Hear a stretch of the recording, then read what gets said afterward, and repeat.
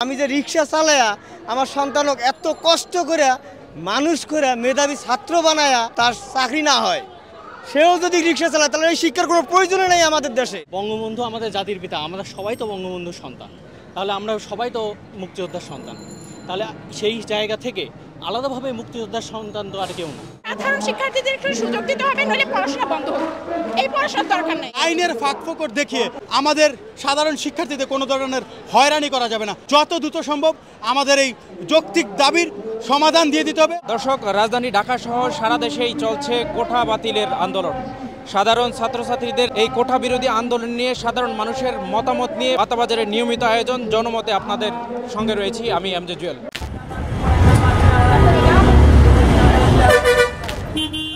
এটা তো যৌক্তিক আছে, কারণ এটা মনে করেন যে আমরা তো শেষ কিছু করতে পারিনি, সামনে যে ভবিষ্যৎ যে প্রজন্ম আছে ওদের জন্য তো মনে করেন এটা দরকার।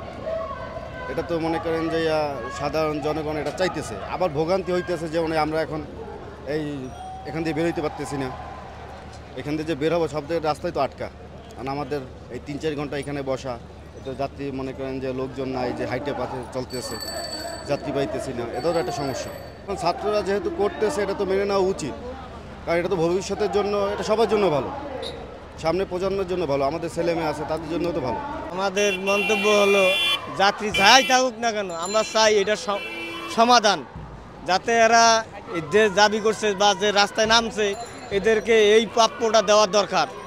কিন্তু এখন সরকার জানি না কি করব না করব, কিন্তু এটা এদের প্রাপ্য। আমাদেরও ছেলে মেয়ে একদিন ভবিষ্যতে এইরকম করতে পারে, তার জন্য তারা অগ্রিম এই ব্যবস্থা নেওয়া দরকার। সরকার যদি ইচ্ছা করে এটা 1 ঘন্টার মধ্যে এটা সমাধান করতে পারে, কিন্তু সরকার তো এখনও জানেই না মনে হয় এই বিষয়ে, তার কানে মনে হয় এখনও নলেজ দেয় নাই, এমপি মন্ত্রী বা যে কোনো মন্ত্রণালয় এটা দেয় নাই। আমাদের মনে হয় এটা অযুক্তি না, কারণ মুক্তিযোদ্ধারা সন্তানরা চাকরি পাইছে, তার এখন নাতিরাও পাইতেছে, এটা তো সম্ভব না। কারণ আমার সন্তান কি করে খাবে, আগামীতে আমার সন্তান কি করবে? আমার সন্তানের তো প্রাপ্য আছে, মেধাবী যখন হবে তখন আমার সন্তানের তো একটা সরকারি চাকরিজীবী আশা থাকে। বা আমি যে রিক্সা চালায়া আমার সন্তানক এত কষ্ট করে মানুষ করে মেধাবী ছাত্র বানায়া যদি তার চাকরি না হয়, সেও যদি রিক্সা চালায় তাহলে এই শিক্ষার কোনো প্রয়োজন নেই আমাদের দেশে।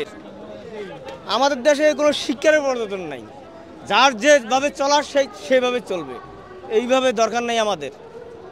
আমাদের এই যে কষ্ট করে এই যে দিন মজুরি খাইটা দেখা গেছে সারাদিন 500 টাকা 600 টাকা রুজি করি, ফ্যামিলি চালাবো না আমরা চলবো, আমাদের কোনো উপায় নাই। তো অতএব আমাদের ভাই হোক ভাতিজা হোক তারা যাতে এইটা পায় বা আবেদন করছে বা রাস্তায় নামছে, এদের জন্য আমরা একমত। আমরা শ্রমিক, আমরাও এদের পক্ষ আছি। এরা যাতে এইটা ফলাফল পায় বা সরকার যাতে এটা তাড়াতাড়ি পরিচালনা করে, এইটাই আমি আশা করি। স্মার্ট বাংলাদেশ বিনির্মাণের যে প্রকল্প, সেটাকে বাস্তবায়ন করতে হলে অবশ্যই মেধাবীদের আমাদের অবশ্যই সেই জায়গাটা দিতে হবে। যখন আমরা দেখি এই সময় এসে 30% মানে কোটা দিয়ে মুক্তিযোদ্ধার সন্তানদের তাদের যে সুযোগটা দেওয়া, একটা আলাদা সুযোগ দেওয়া, যদি বিস্তারিতভাবে চিন্তা করি তো বঙ্গবন্ধু এই মুক্তিযুদ্ধের সংগঠক ছিলেন এবং মুক্তিযুদ্ধের নেতৃত্বও দিয়েছেন এবং ডাকও দিয়েছেন।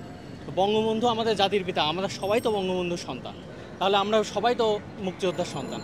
তাহলে সেই জায়গা থেকে আলাদাভাবে মুক্তিযোদ্ধার সন্তান তো আর কেউ না, আমরা সবাই মুক্তিযোদ্ধার সন্তান। তাহলে সেই জায়গায় দাঁড়িয়ে আজকে আমরা যারা এখানে এই আন্দোলনগুলো করছি তারা সবাই একটাই আন্দোলন, যে আমাদের কথা হচ্ছে কোটা রিফর্ম করতে হবে। আমরা কোটা সরাইতে যাচ্ছি না, কিছু কোটা দরকার আছে, যেমন যারা অনগ্রসর জেলা থেকে আসে, যারা ক্ষুদ্র জাতিসত্তার মানুষ আদিবাসী আছে এবং যারা প্রতিবন্ধী, এই 3 প্রকার শ্রেণীর মানুষের এখন কোটা দরকার। নারী শক্তির যে অভ্যুত্থান হয়েছে সেই দিক থেকে বিবেচনা করলে এখন নারী কোটারও আসলে কোনো প্রয়োজন নাই। ইভেন নারীরা বলছে যে আমাদের কোটা দরকার নেই। সেই ক্ষেত্রে দাঁড়িয়ে আমরা মনে করি যে 10% কোটা, আমাদের যেই চিন্তাধারা ছিল 10% কোটা, এবং সরকার বিন্যাস করবে, নিজেদের যে গবেষক আছে তাদের গবেষণার মাধ্যমে তারা ডিসাইড করবে যে এই 10% তারা কোন কোন জায়গায় কী বেসিসে ভাগ করবে। আমাদের শুধু এইটুকুই চাওয়া, মেধাবীরা মুক্তি পাক, কোটা প্রথা যে মানে তারা গবেষকরা সমন্বয় করে কোটা প্রথার একটা রিফর্ম তারা করবে। মুক্তিযোদ্ধাদের পারলে একজন সচিবের মর্যাদায় একজন সচিব যত বেতন পায় সেই পরিমাণে তাকে বেতন দেওয়া, কিন্তু এই মানে মুক্তিযোদ্ধার সন্তানদেরকে চাকরি 53 বছর পর্যন্ত তো দিচ্ছে না। এখনো কি মুক্তিযোদ্ধার সন্তানেরা আছে, বেকার আছে বলে মনে হয়? একজন মানুষ কতবার কোটা ইউজ করতে পারে? শিক্ষা জীবনে প্রবেশ করার সময় কোটা ব্যবহার করেন, চাকরি জীবনে প্রবেশের ক্ষেত্রে কোটা ব্যবহার করেন, চাকরি ভালো না লাগলে সেক্ষেত্রে কোটা ব্যবহার করেন। কেন এই বৈষম্য? সাধারণ শিক্ষার্থীরা যেখানে বঞ্চিত হচ্ছে, সাধারণ শিক্ষার্থীদের একটু সুযোগ দিতে হবে, নইলে পড়াশোনা বন্ধ হবে। এই পড়াশোনার দরকার নেই। সার্টিফিকেট পড়ছিলাম না, আমার মনে হয় বই পড়ানো উচিত, বিশ্ববিদ্যালয়ে আগুন চালানো উচিত। 1% মুক্তিযোদ্ধাদের জন্য সারা বাংলাদেশে 99% শিক্ষার্থীদের সাথে যে প্রহসন করা হচ্ছে, এটা আসলে প্রহসন এবং চরম বৈষম্য ছাড়া আর কিছু না। আমরা বাংলাদেশের স্বাধীন নাগরিক হিসেবে বৈষম্যকে স্বীকার করি না, বৈষম্যকে মানি না, মানবো না কোনোভাবেই না। আমাদের দেশে নারীরা কিন্তু এখন কেউ পিছায় নেই, নারীরা এখন অগ্রসর। শিক্ষা থেকে শুরু করে আপনি যদি গভর্নমেন্ট সেক্টরও দেখেন, কোটা ছিল না, তারপরেও কিন্তু নারীরা জব পেয়েছে। আপনি দেখবেন প্রাইভেট সেক্টরগুলোতেও নারীরা আগায় আছে, বা দেশের প্রধানমন্ত্রী থেকে শুরু করে দেশের স্পিকার সবাই এখন নারী। সেইখানে আমরা নারীকে কিন্তু অগ্রসরই বলতে পারি, তাই না? নারীরা কিন্তু তাহলে পিছায় আছে, কোনোভাবে কিন্তু পিছায় নেয় না। সেই ক্ষেত্রে আমি প্লেকার্ড ধরে দাঁড়িয়ে আছি যে নারীরা যেখানে আসলেই অগ্রসর, সেখানে কোটার আসলে কোনো প্রয়োজন নেই। এটা আসলে হাস্যকর। যাদের জন্য মূলত কোটা রাখা হয়েছে তারা শুধুমাত্র নিয়োগ পরীক্ষায় একবার কোটা ব্যবহার করতে পারবেন, অর্থাৎ একাধিকবার কেউ কোটার ব্যবহার করতে পারবেন না। এবং আরও যে বিষয়টি আমরা বলার চেষ্টা করছি, অযৌক্তিক এবং বৈষম্যমূলক যে কোটাগুলো রয়েছে সেগুলো সকল অর্থাৎ চাকরি ক্ষেত্রে সকল গ্রেডে এই কোটাগুলোকে মূলত বাদ দিতে হবে এবং শুধুমাত্র পিছিয়ে পড়া জনগোষ্ঠীর জন্য অর্থাৎ প্রতিবন্ধী এবং উপজাতির জন্য কোটা রেখে অন্য কেউ কোটার আওতাধীন থাকতে পারবে না। মেধাভিত্তিক আমলাতন্ত্র নিশ্চিত করার জন্য কার্যকর পদক্ষেপ গ্রহণ করার কথাটি আমরা বলে আসছি। মূলত এই বিষয়গুলোকে সামনে রেখে আমরা বিগত কয়েকদিন আন্দোলন করছি এবং আমরা দেখতে পাচ্ছি যে এখন পর্যন্ত সরকারের উচ্চ পর্যায় থেকে কোনো ধরনের আশ্বাস কিংবা মেনে নেওয়ার কোনো ধরনের প্রত্যয় আমরা পাচ্ছি না, যার ফলে আমরা শিক্ষার্থীরা হতাশ যে আমরা দীর্ঘদিন ন্যায্য এবং যৌক্তিক দাবি নিয়ে মূলত কথা বলছি এবং আন্দোলন করে যাচ্ছি, কিন্তু কেউ আমাদের এই দাবিকে ভ্রুক্ষেপ করছে না।